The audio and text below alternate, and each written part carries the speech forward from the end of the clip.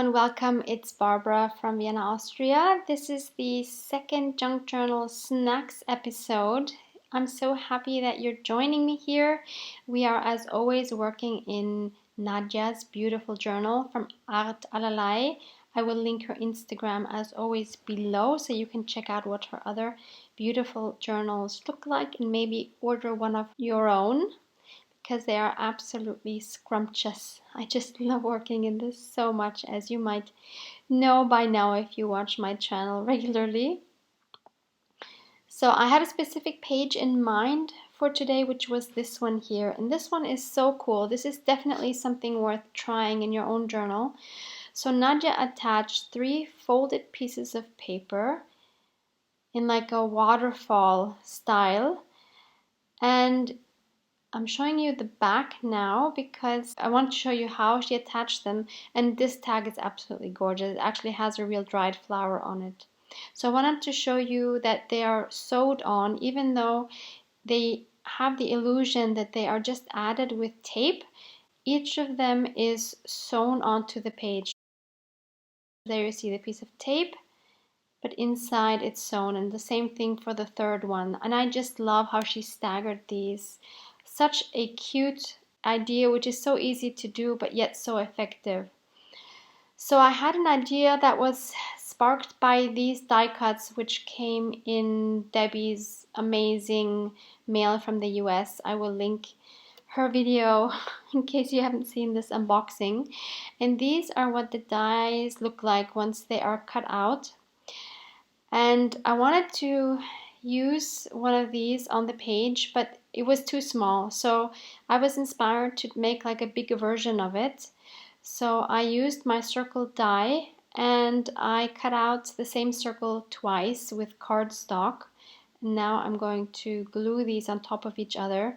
If you want to do something similar and you don't have a die cut, just use a jar or a cup and trace around it. That will do the trick as well. I inked around the edges, and now I'm going to use my slot punch, which is so much fun. It's actually meant for IDs, I believe. You can either find one of these below, or you can just use your round circle punch. That will do the trick as well if you don't want to buy new stuff. Next, I wanted to use one of these beautiful Tim Holtz paper dolls, which were also in Debbie's Happy Mail. So Debbie, if you're watching this, you see I am using your stuff and I love it so much. And there was a few I put on my short list, which I am now auditioning. And all of these would have been really cute actually, but in the end I decided to go with this adorable little girl. So I am just adhering her with some art glitter glue right onto that circle.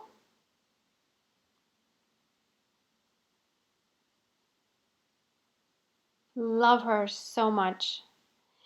And initially I thought I was going to use this twine to tie around the papers. So the idea was to make this kind of into a paper bundle and then to tie a bow around her. But then I remembered I have this beautiful coffee dyed ribbon from Debbie. I'm assuming that Debbie hand dyed this, and I thought, well, that would be much nicer actually to have something more wide and something, of course, from Debbie. So I decided to thread that through those 2 slots and to tie the bow. And I really like how that looks. It does, of course, give it a little more bulk than the twine, but it's just so super cute. And originally I thought I was gonna adhere it to the back, but then I thought, no, it's better to leave it like it is. And then I wanted to make a collage underneath her. Even though that paper is dyed so beautifully with coffee underneath, I just thought it needed a little something extra behind it. So I wanted to make a collage, and the challenge with this collage was to make it so that it works with her, but so that it also works when I take her off. So that was a real interesting task. And I'm just laying strips down, leaving her on first to see how I need to place them. That was just a music paper that was colored with some acrylic paints,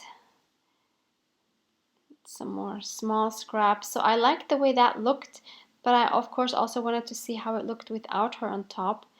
And first I thought I have to totally take her off, but then I realized no, I don't. I can just slip her off like that. So then I tied her again so that I could just lay her on top and I could easily take her on and off to see where I need adjusting. So then I added another strip of a book page and I started to glue these parts down because they kept moving all the time and they were driving me crazy.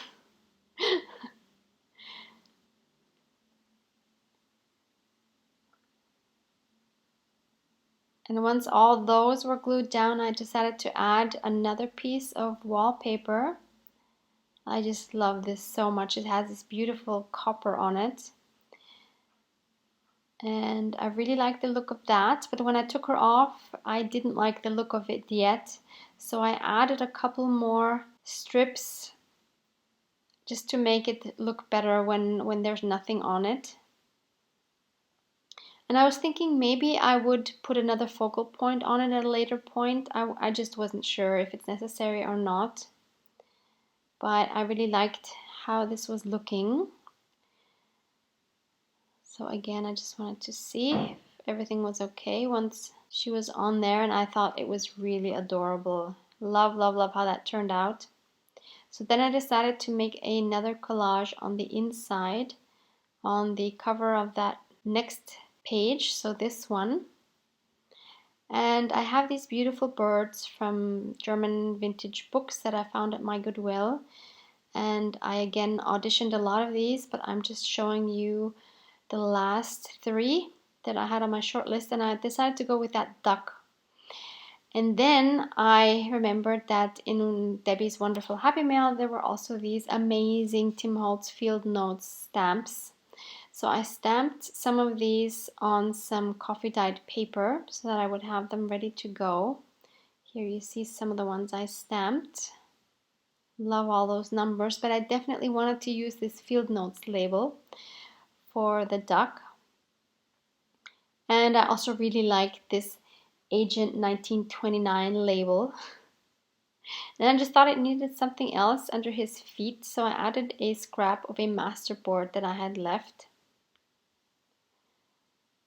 And I just glued everything onto each other so that it wouldn't move, because I had something else in mind that I wanted to add here, which is my very much neglected favorite distress stain in Wild Honey. Now I got the tip from Raisa a long time ago that it helps to mist the dauber just to give a little better splatter, because that's what I'm doing here. I wanted a yellow splatter behind his head to make it pop out a bit more. So if you do this, you gotta really bang it hard onto the page, really hard, which is why I put a writing board underneath. So then once I had that, I glued that collage on top. And then I realized, well, I can't just leave it with the one. So I made another one on top. And then I realized that one edge wasn't to my liking because it was a weird shape. So I put another piece over it. And of course I had to add a third, or actually a fourth, but they count as one, on top to make a triangle. And what I'm writing now was I looked up on Google what actually could field notes look like, what would they include. So I'm writing here things you could include would be like the specimen name, its location, its field marks, its structural adaptations, behavioral adaptations like songs or calls, how they move and feed, etc. So the story is that this little girl went on a field trip with her school, and these were the things they had to write in their notebook or maybe in their junk journal, these field notes, and they had to watch these animals and take all these notes about them, which I think is really cute. I would actually love to do that myself. Maybe you can go take some field notes on some animals that you can observe. Wouldn't that be fun to put those in your junk journal? Thank you so much for hanging out with me. I hope to see you again here next time. Love you guys. Mwah! Mwah!